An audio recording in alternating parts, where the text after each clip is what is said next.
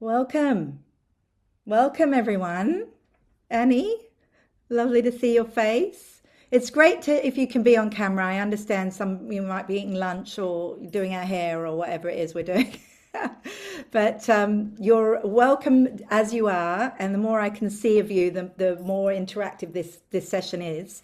And the more interactive this session is, the more you're going to get out of it. So I'm delighted so many of you are here in person. Connor, hello. Loving the tash, boy, looking good. Thanks. Ah. So look, some of you know me, and if you don't, I'm an interactive kind of girl. So some of this session will be you, and some of this session will be me, and some of this session will be us. So if you're listening later or you're listening at home, there'll be moments for you to pause and reflect. And if you're here live today, then there'll be moments for you to interact either via the chat or raising your hand in the good old fashioned way, or just engaging with the material in a small group setting. So I might pair you up. Well, I will be pairing you up for one exercise. So this is the reason why I'm doing that rather than just being one way is because I'm not going to tell you anything really today that you don't already really know deep down.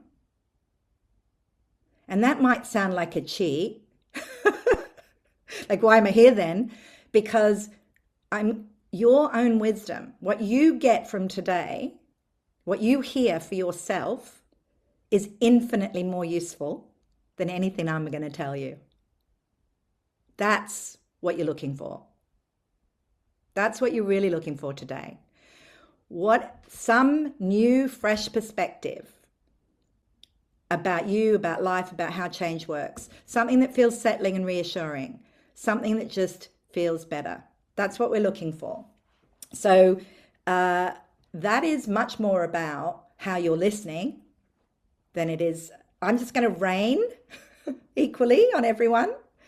And then something will come alive in you and resonate and click. And that is what you're looking for. And I hope that the journey is enjoyable. And let me just explain to you a little bit about what we'll be doing. Okay, so I'm just going to show you a few slides today. So I'm going to talk to you a little bit about how to be here, how to get the most from today. There's going to be a couple of stories, yours, mine, or mine, yours, and someone else's. So we'll be sharing stories, and those stories are to do with when have we been up against something. Connor, you'll remember this from our leading self days. When have we been up against something? How did we feel? What got us through? And looking back now, what do we see we've learned? What's the golden nugget of wisdom that situation gave us? And it's generally a good idea to have that challenge be something quite far in the past, not hot, not right now, but like in the past, looking back. What do you see that you learned? So we'll be sharing those stories, and they'll be really important for later on. So the middle bit is me. And I'll be talking to you about what I call the game changer when it comes to leading yourself, when life throws curveballs at you, when there's an unexpected challenge. What can you count on? Where does the ground lie? And how can you have more of it? So that's my little talk. And then at the end, it's very much you, being a wise leader. So you're going to have some advice for you as a result of today and the little journey we go on today. And I've got a little something called future pacing, which is a technical term for what athletes do. When you imagine yourself in a future scenario, fully resourced and wise. And that gives you and your brain and your body an idea of how to navigate the unknown, because you already know how to do it.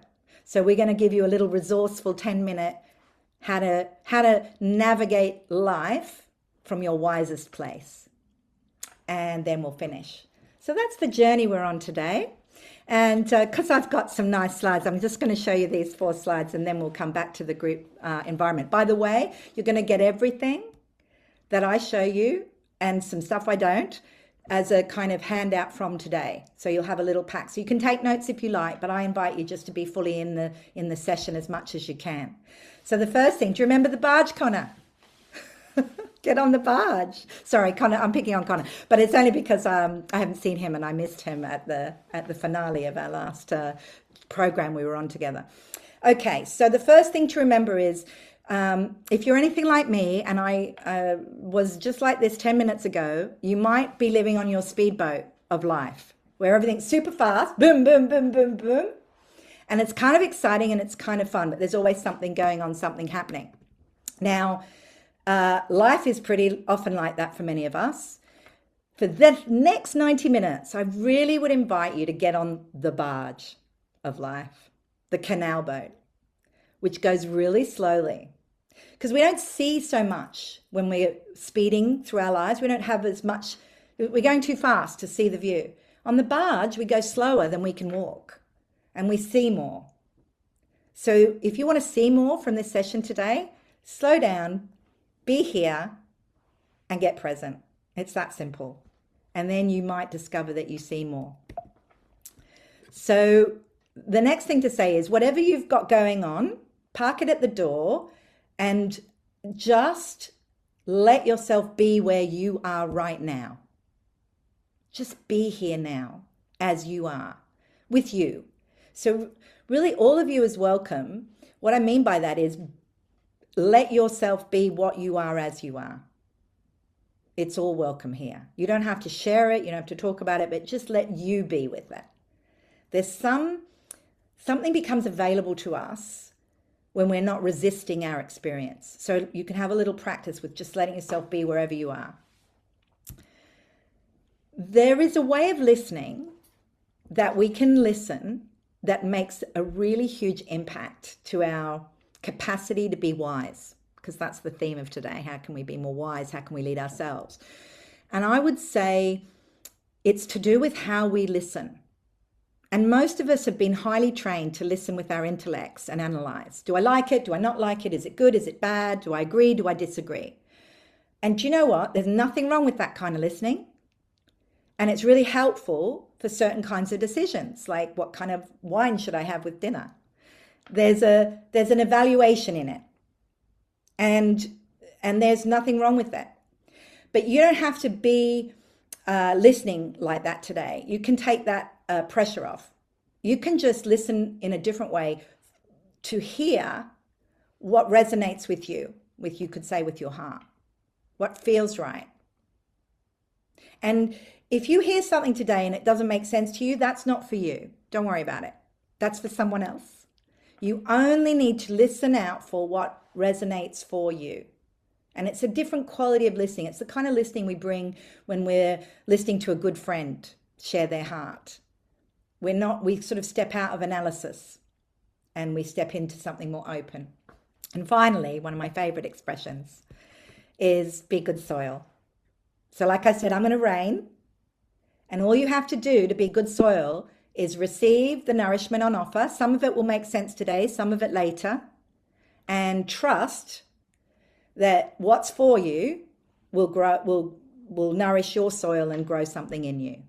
So it's a different kind of learning. We don't have to have our notepads and our pens writing everything down. And I'm not going to stop you. But the real juice and nourishment of this session is to take the pressure off trying to get somewhere. I'm going to drive the barge really slow and you're just going to be good soil and we'll see where it takes us today. And my intention at the end of today, this little session, is that you are settled in your skin knowing there's a place that you have within you that has your back and generates wisdom for you whenever you need it. And just a little glimpse of that today is one of the most hopeful, nourishing things I can offer you. And I'm just going to get on my soapbox in Hyde Park now with my loudspeaker because I can't help myself. In the crazy world we live in, where we don't know what we can actually trust out there anymore, or is that just me? It looks like there's a lot of things that aren't what they seemed, let's say. What do we trust? Where's our ground? And what I have to offer you today is the work of my life. If there was only one thing to know, It's what I'm going to be talking to you about today. And the good news is you've already got it. You've already got this game changer within. So let's go on the journey together and see where that takes us. And for that, I'm going to tell you a story. So I'm going to leave this picture up. That's me 24 years ago. I've got a baby in there. Can you tell? There's a baby. Can you see the 8-month belly in there? There's a baby in there, 8 months. I'm in the house, and that's number 18 Nizel's Avenue in Brighton. And when we found that house, it was the best thing. We found our family home. We were renting, we were a young family, but it was opposite the parks in Answell's Garden. It had all these rooms. My mum could stay. I had an au pair, had everything. And it was walk into town, and we painted every single room. And, that I was pregnant, so I was nesting. When my mum visited, we made her room beautiful, wallpapered it. It was a dream. 6 months later, I'm in the office on all fours, wailing like a banshee with a piece of paper in my hand. On that piece of paper, the landlord said, "You have to move out." Let's just say that was an unwelcome change.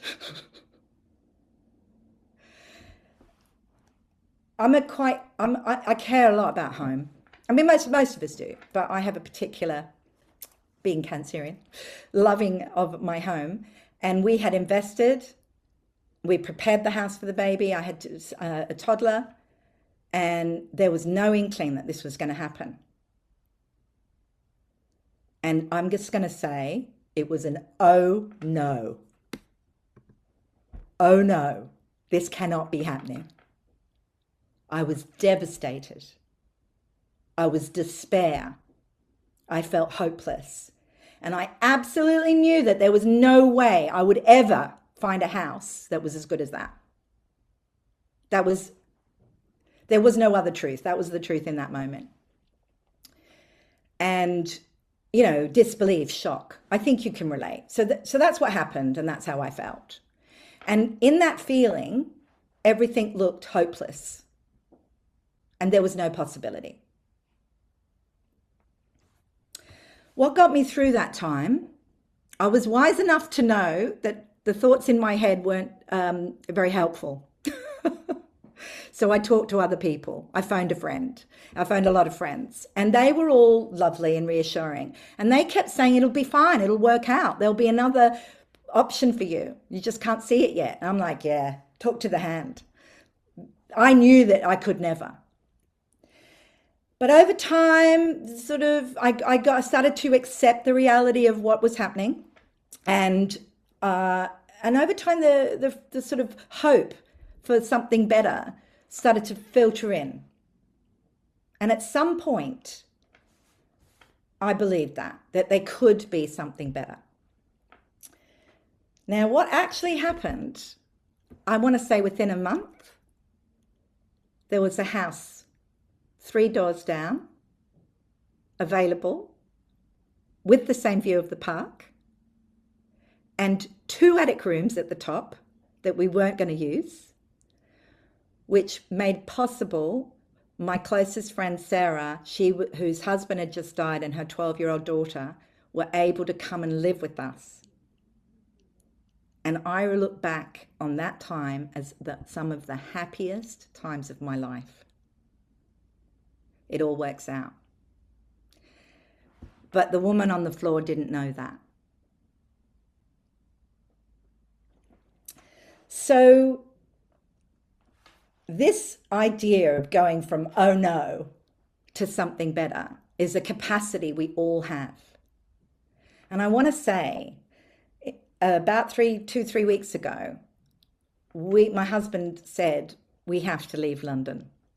We have to give up the house in London. And I was, oh no. And I swear to you, 24 hours later, I was an oh yes. because of an understanding that I'm going to share with you now. So there's a way with understanding we can meet life, and we're still going to have our reactions and our oh no's, but there's a way we can hold it where oh no's can become oh yeses, and it's part of our design. So now it's your turn. And this is how we're going to do this one. You're going to tell your story to one other person, and I'm going to put you in a group. And I'm going to ask you to do the same thing as I've just done here. What was a change or a challenge that you had to navigate in your life? And you can choose what you feel comfortable to share. We won't be recording that part. That will just be you with you. And if you're listening at home, just reflect on this, or pause and reflect on it. What was a change or a challenge, and what happened? And how did you feel about what happened? So there was a happened, and then how you felt about it. And now this, you want to have it be something that you look back on. It's no longer hot for you. It's kind of resolved for you now. But when you look back, it was a big deal. But what got you through? So that might be something inside of you or something outside of you, but you notice something got you through that time. What got you through? And then the most important question of all, number 3, and this is where I invite you to spend the most time, because you don't want to spend too much time in one, because that you don't want to wallow there. Don't get too long. Just give the basics. But what got you through, and what do you see now that you didn't see then? And I'm going to call that your golden nugget of insight. And when we come back from our pairs, I'd love to hear, either in the chat or from a couple of you live, what number 3 in a sentence. So for me, we know what happened, how I felt: devastated, shocked, horrified, helpless. What got me through was kind of talking to others and eventually seeing possibility. And then when I look back now, what I couldn't see then is it all works out. It always works out. And I can see that about every challenge and change I've ever been in. It works out. That was my nugget. So I want you to, when you come back to the group setting, a couple of you to share that golden nugget, because that will give us something useful for later. All right. Welcome back, everyone. So hopefully you weren't too rudely interrupted there in mid-sentence, which you probably were. But what that hopefully illuminated for you is that, I'm just going to say it, shit happens. It feels like shit. And our thinking is a bit shit. And then something shifts. Could be somebody says something and it triggers something, or we wake up one day with a new thought, or we feel different, or something shifts, and then the situation looks different to us. The same situation can look completely different. And then I'm going to call that the wisdom of hindsight. When you look back, another word for that, we could call that insight. We see something new about that thing, and it feels better. Now, we've got this built-in capacity to do that. So I just want to hear from a couple of you, if you're willing to. I'm going to pick on Claire, because Claire I don't know if this was the bonus or how good or bad this was, but Claire got me as her buddy, and we had a lovely chat, and her insight was so brilliant. You don't have to tell the story or any of that. Just tell the singular insight that you got from that, Claire, from your experience. What was it?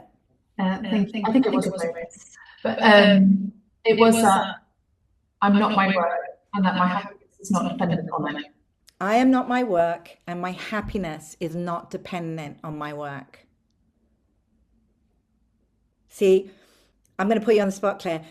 That insight, has that been impactful, and has that helped you in life?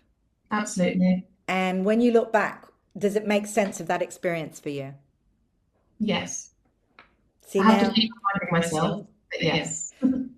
So when we see something differently, we feel different. This is important. So I just want to hear from a couple of you, just the insight, the nugget. Who's going to give me a nugget? You've all got one. I'll pick on you, the people I know, so you might as well just tell me. Annie? I mean, I can Connor? share a little mantra. Go on then, give me an insight. Not the whole story, Connor, just the insight.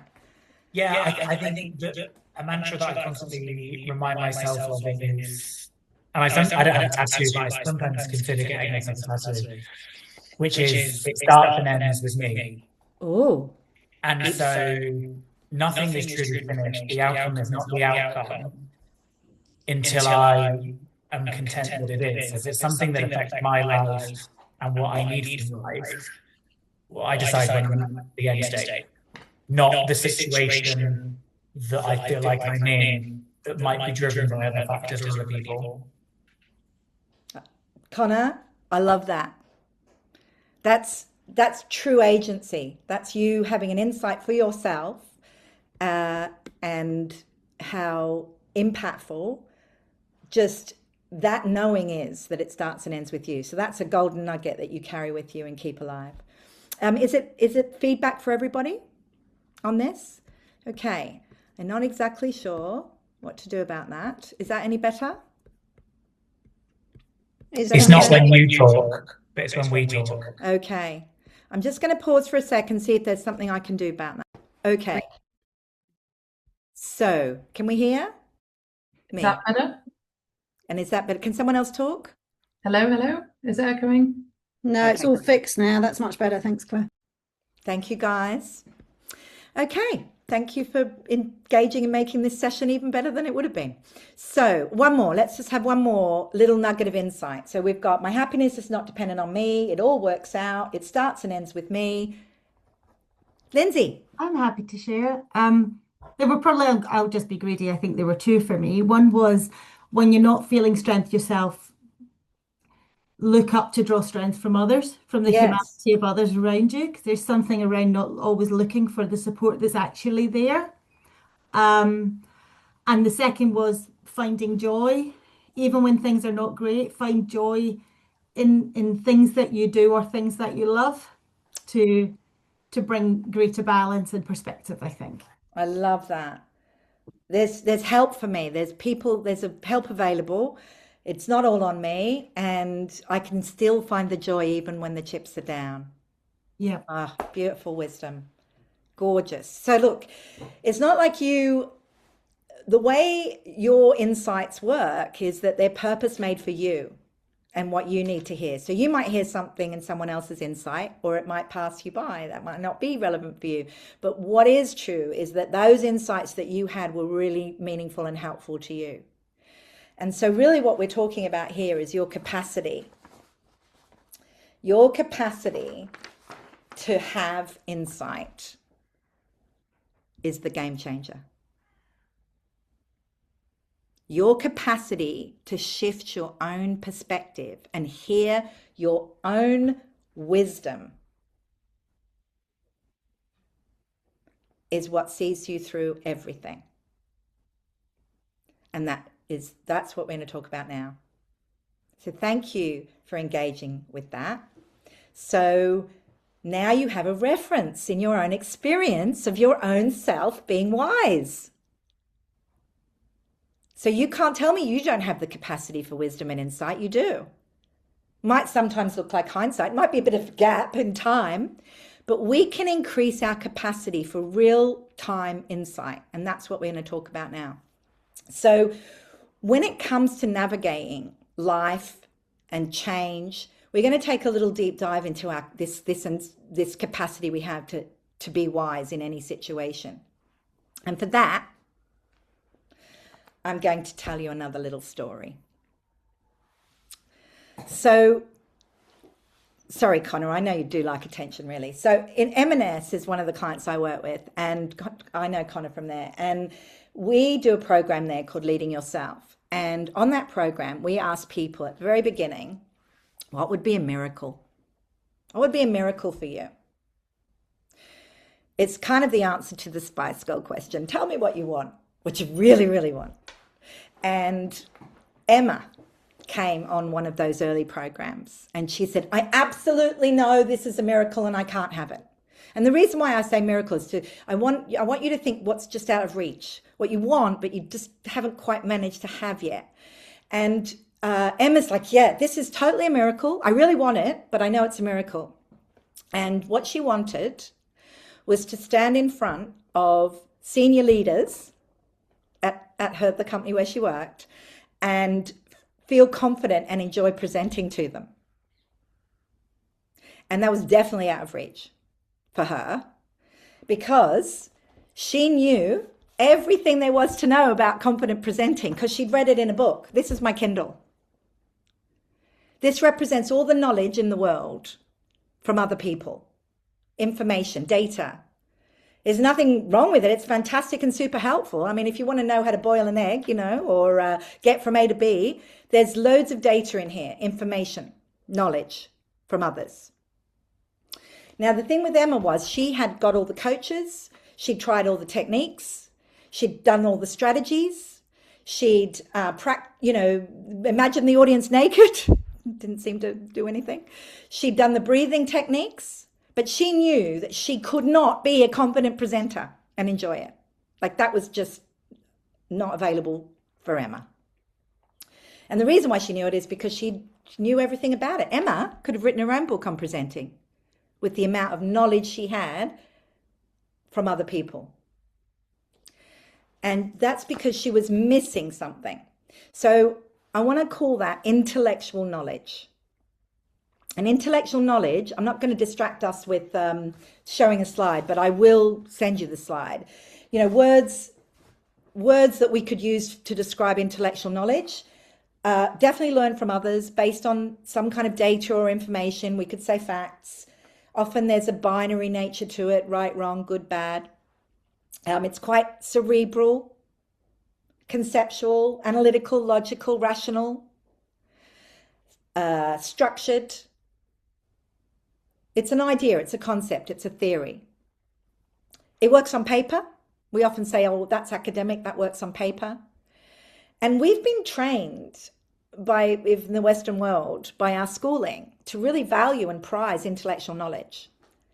Now we're at an interesting juncture in the world today because all of that ChatGPT has now. So that's what I'm talking about, this kind of database in your head powered, what we know. You with me? You know what I'm talking about? Intellectual information. Super, super helpful. But we've been kind of trained in the Western world to think that if we just had the right answer and we knew what to do, if we just spoke to the right expert and follow their 3-point plan, it will be fine. But what we're really doing there is we're looking a little bit outside of ourselves for the answer.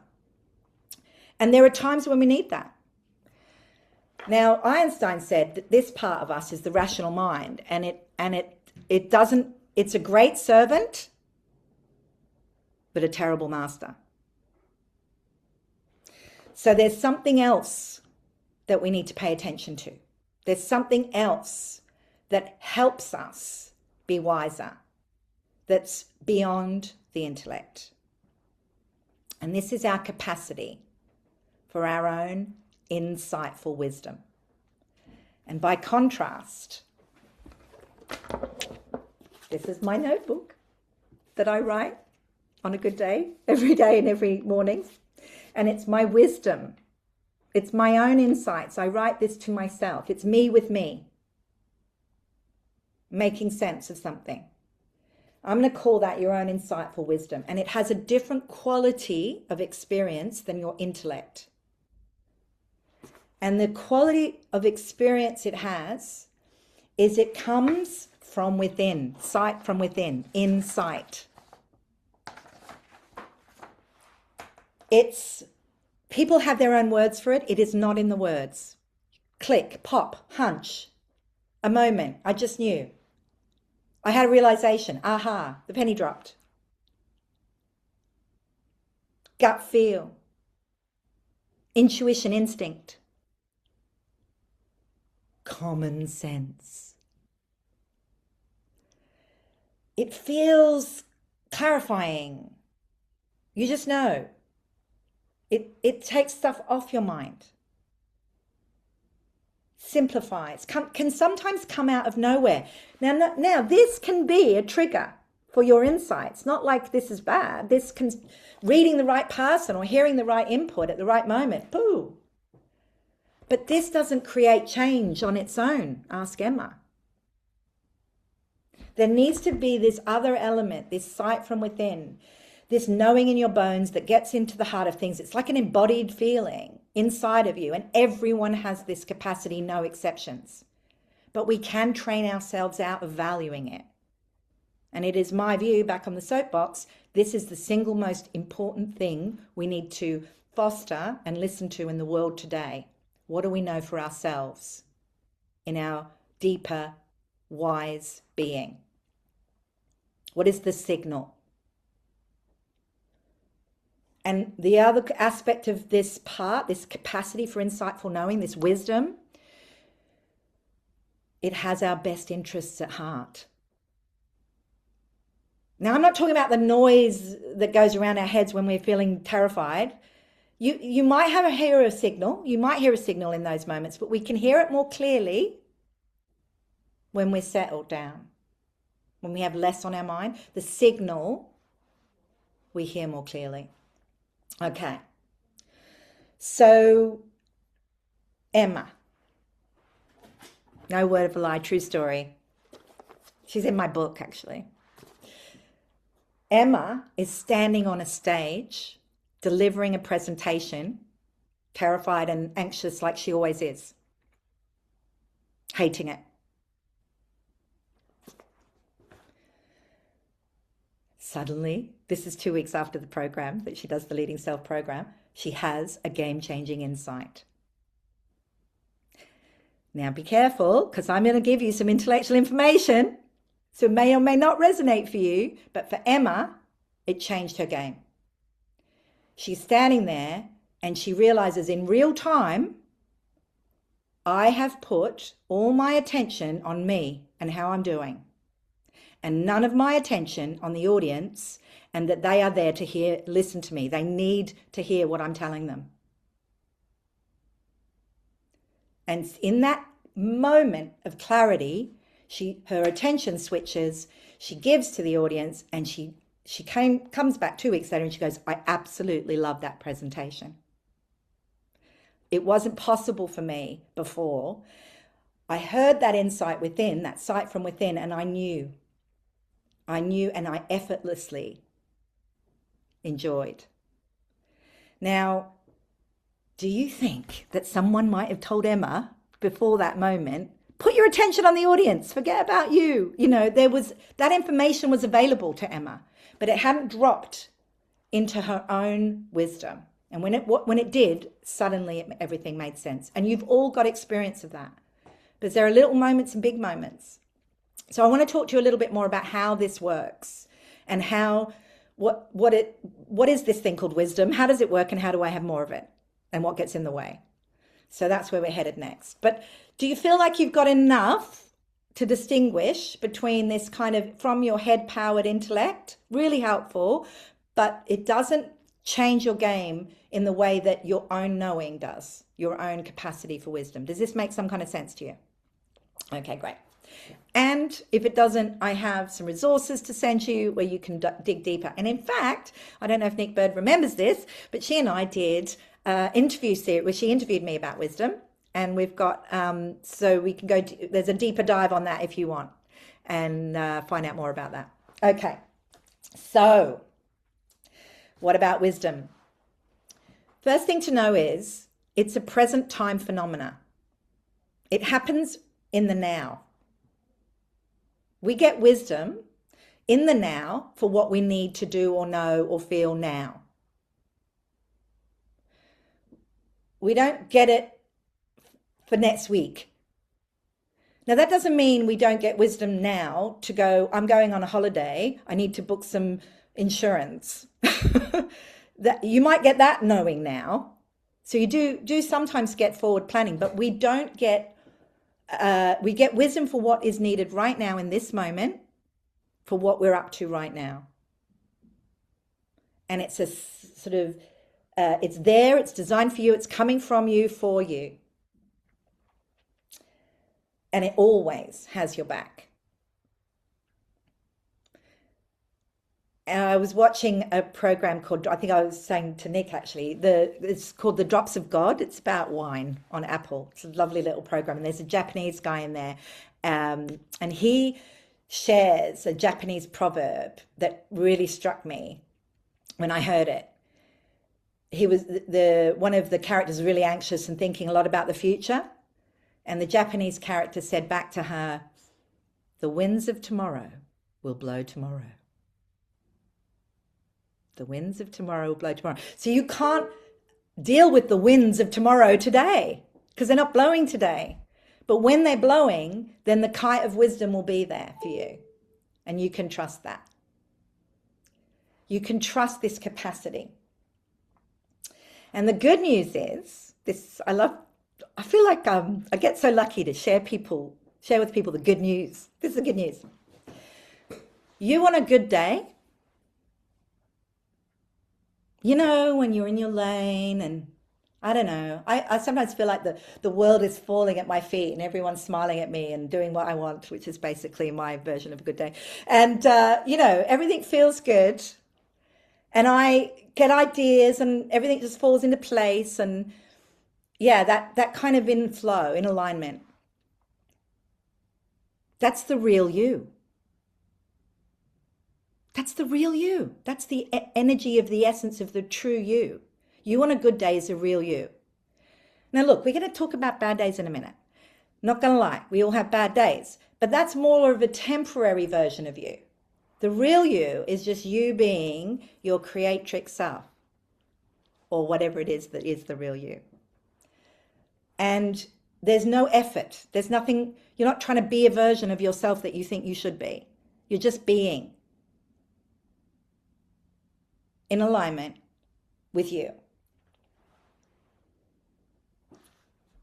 I'd say what you feel in those moments, I'm going to say connected. You're connected with yourself and or connected with others. There's just a connection. There's no thinking about it. There's just a sense of connection. And there's often a connection with something greater, whatever that means for you. So in a way, when we're connected with ourselves, others, or something greater, we're in alignment with something. And I want to say that all that noise of our brains, our snow globe, represents our little brains. People ask me to stop doing this because they go, this is like my head. It is obscuring the signal. That's the noise. I call that the noise. But when we're in alignment with ourselves, when we're just being, we can hear the signal. And that's true for us all. It's in the human design. Now, we're going to talk about bad days. What's going on? What's in the way of all of that? We were having a little chat, Claire and I, about that. About the noise that's out there. Go faster, do more, be better. I'm just going to leave that there. I was thinking the other day, I lie in the bath. I've stopped using my phone in the bath, but I bring my Kindle and I read. Or I go for a walk and I stick in earphones for my podcast. We're so easily distracted by things that wanting our attention. I'm not saying don't do that. I'm just saying the stiller and calmer we are inside, the more we can hear the signal. That's all I'm saying. And sometimes it's fine. It's fine to be on the speedboat and busy and buzzy. But if you really want to connect with yourself and really know a thing, settling. So what gets in the way? Well, I'm going to say being in our heads gets in the way. What am I going to do? How's that going to go? How am I supposed to be? What should I be doing? This is the human condition. It's not just you. We all have those moments. What are we feeling that we don't want to feel? Resistance. What might be happening next week, next month, next year? What if I don't have enough to live on in my pension? This is a thought that comes around in my head from time to time. Nick Bird and I talk about it on the sofa sometimes. Well, the winds of tomorrow will blow tomorrow. That doesn't mean don't do some practical common sense things around my pension, but it's like, it's not happening now. We can get ideas of how we should be, other people should be, life should be. And in that resistance to what is, there's a lot of noise. That is what gets in the way of us hearing the signal. Our thinking about how life should be. Needing to prove something to other people, needing to please others. Ultimately, feeling this sense of pressure. These are all clouds that can get in the way of this signal. I call that the noise. I'm just going to characterize them as shoulds. Life, me, and other people should be different than the way that they are for me to be happy right now. That's a lot of the noise.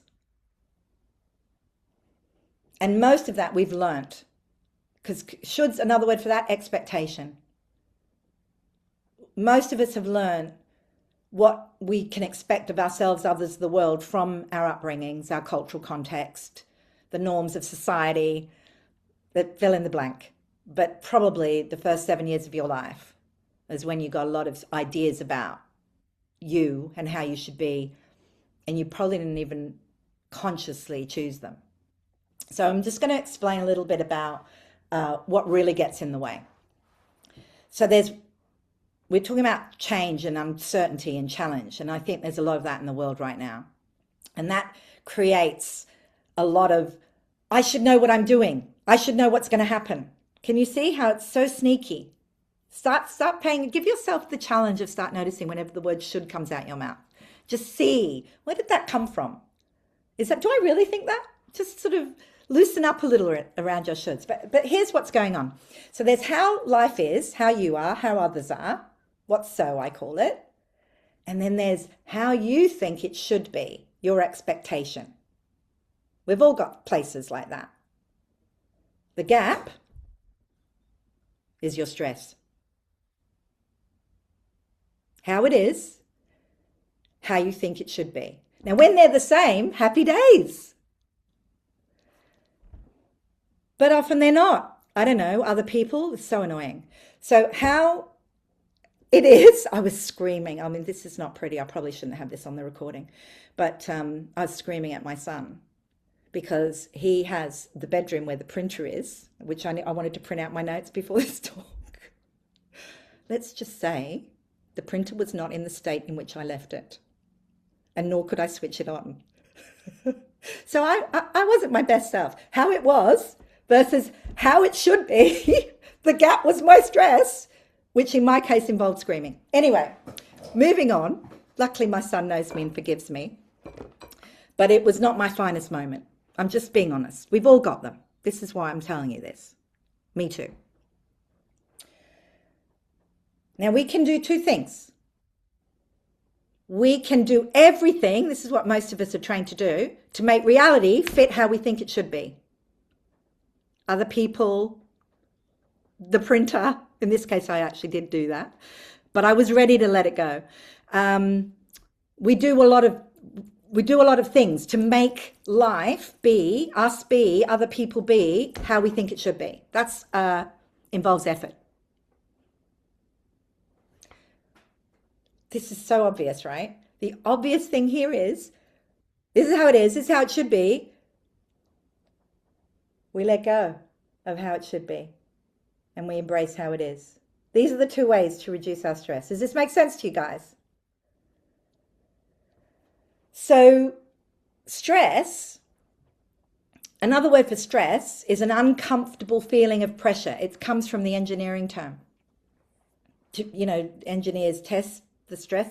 It's a pressure, and we feel it as an uncomfortable feeling of pressure. And when we feel that pressure, we often, the uncomfortable part is important. We often can't hear our own signal. But here's the other thing. When we're kind of occupied in this middle stress piece, we are terrible fortune tellers. We think we know what's going to happen in the future. But what if this happens? But what if that happens? And our mind, when we're in a stressful moment, some of us have a tendency towards catastrophic thinking, imagining the worst possible scenario. And because our minds are so brilliant and clever, it creates that scenario, makes us feel as if it's happening right now.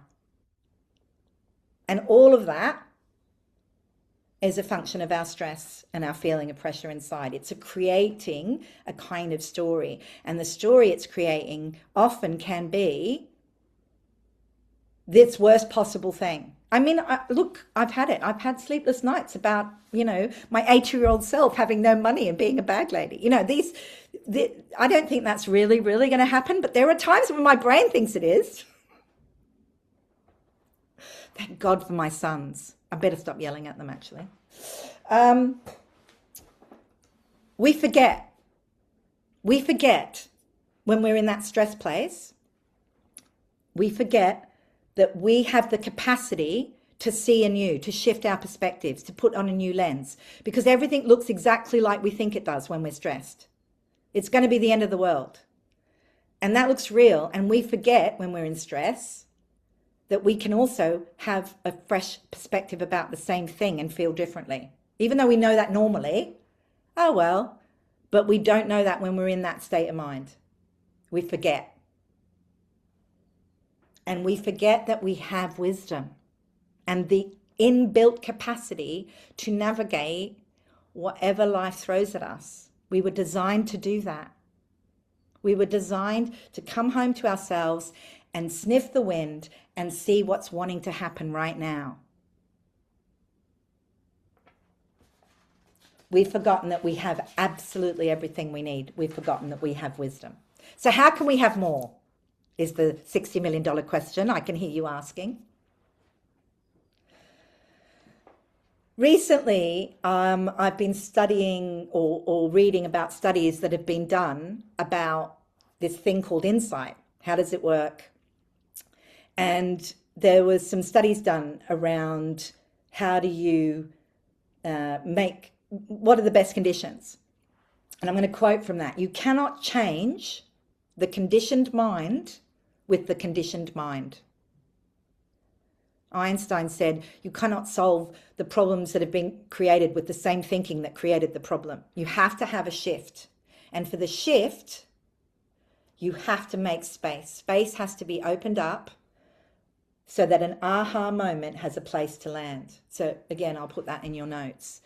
But you have to make space. This is the answer to everything.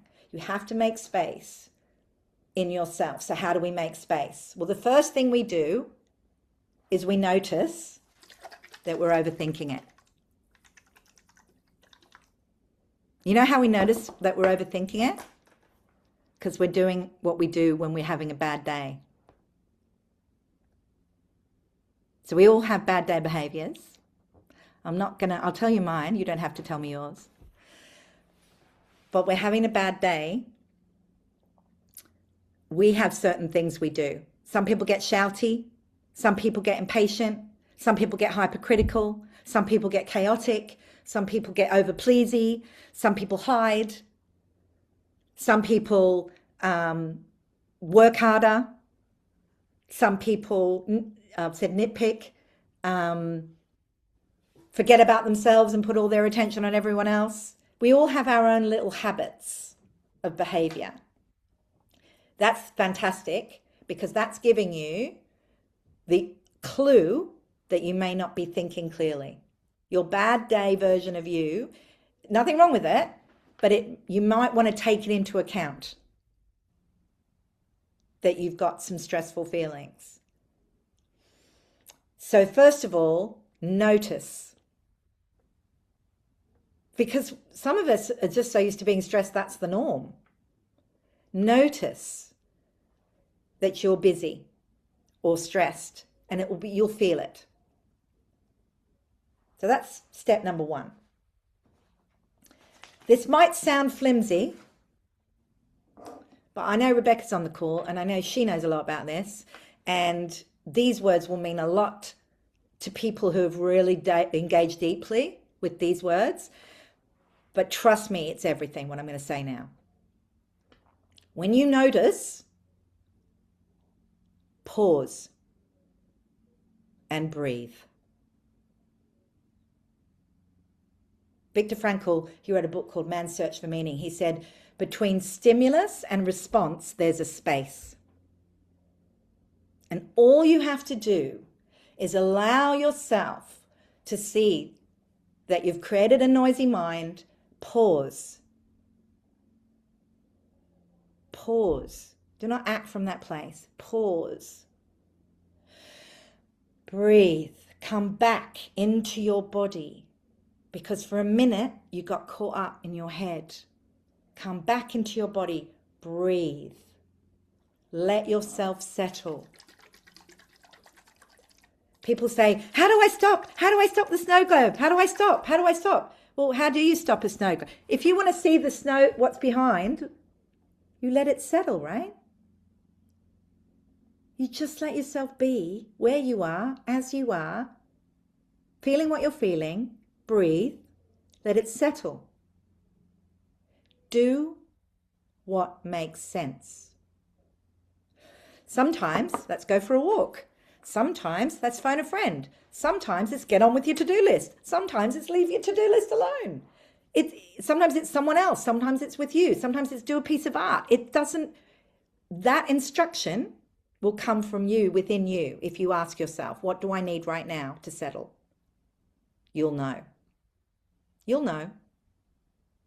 Most useful question you can ask yourself, what do I need right now? When you know that you've lost your mind. And in the space, you can hear the signal. This part of you can get your attention, that knows what you need, this part of you that has your back, and you'll know because it feels right. It just feels simple, clarifying. It's clear. And sometimes we have to wait a while. Sometimes we get ahead of ourselves. I've been waiting for 2 years to know whether or not to stay in the London house. 2 years I've been waiting further instructions. 2 years. Then my husband says, I'm calling it. And then I'm like, okay, it's clear now. This is the thing. And after 24 hours of not this, I went, oh yeah. So sometimes we don't get the answers we think we should get when we think we should get them. That's okay. It's not the time. The winds of tomorrow will blow tomorrow. So, some of us on this call are leaders, or we have families, or we work with other people, or people always go, yeah, I'm really interested in this. And how do I help my team be more wise? How do I help my family be more wise? How do I help my colleagues be more wise? How do I help? And I'm going to say this one thing: go first. When you settle you'll settle others around you. It's the single most useful thing you can do. So now we want to move to the you part now. So now I just want you to take a minute with you and your notebook or whatever you've got to write on. And I just want to having reflected on today, what we've talked about, what insight is, wisdom, the nugget that you got from your challenge, just reflecting on everything today, just see what's alive in you right now. What advice would you give yourself for next time you find yourself with the ground shifting under you, when you feel like there's an unwelcome change or challenge? What advice would you give yourself? Just make a little note of that. And I want to hear from a few of you. I'm going to literally give you a minute to do this. So just take a minute with you now. What's the simple advice you would give yourself?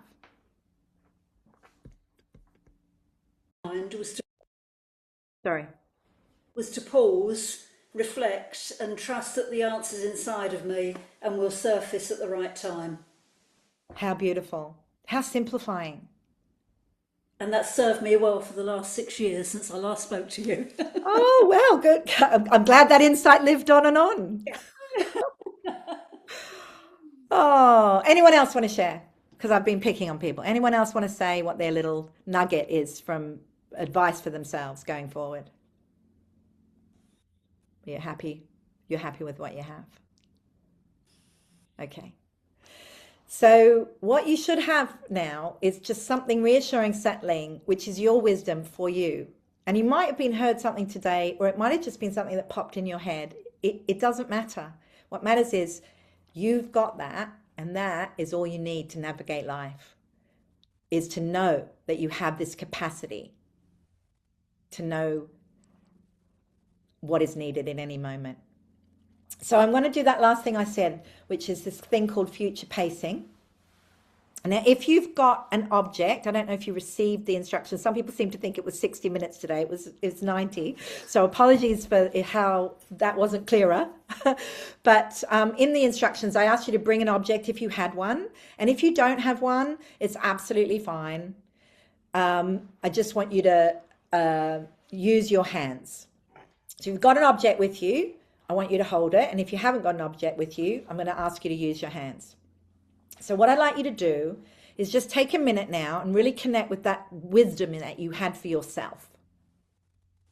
We've heard what people said. So just take a moment now, see what you've written, this advice to yourself, let it land in you, and notice how it feels when you say those words. And notice how it moves you towards a sense of security. And what I'd like you to do now is just close your eyes. And if you want to go off camera to do that, that's fine. And imagine a moment in the future. And in that moment, you're feeling unsettled and uncertain. And it's some kind of change that you're navigating. A crossroads you don't yet fully know how to handle. What feels at stake? Just let yourself feel that for a moment. And now, bring back your words, your own wisdom to yourself, and let those words come alive in you. And allow those words to enter. And notice what shifts in your breathing, in your posture, in your thinking, in your perspectives, in how you feel. Just embody that belief now in your body. And notice how you stand, how you see the situation. And notice how you respond.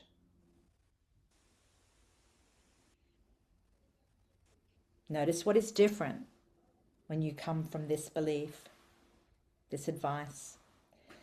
You are leading yourself from the inside out, not forcing, not controlling. You are letting your wisdom lead.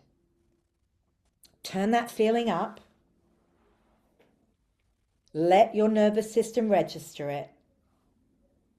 And as it strengthens, put your thumb and your forefinger together and hold it tightly. This is creating an anchor for you, locking in this state, locking in this belief, locking in this moment.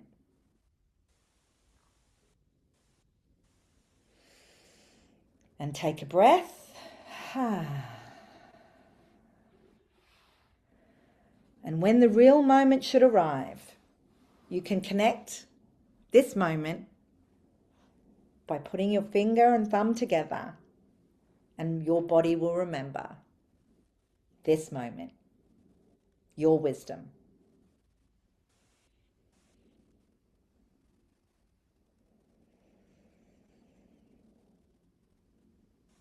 when you're ready, you can come back to the room, open your eyes,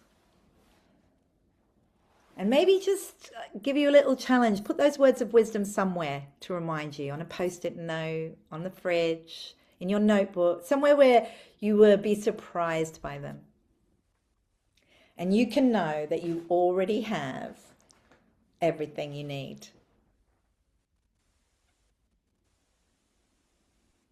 So,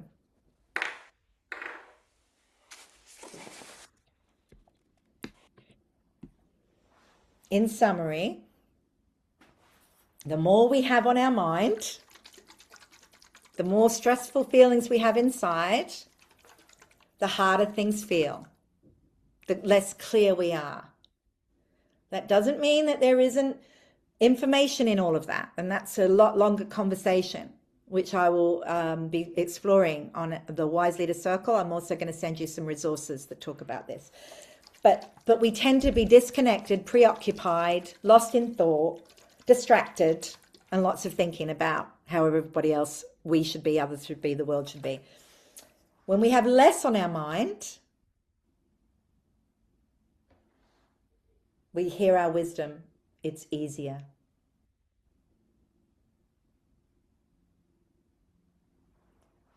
You can be your true self. What lies behind us and what lies before us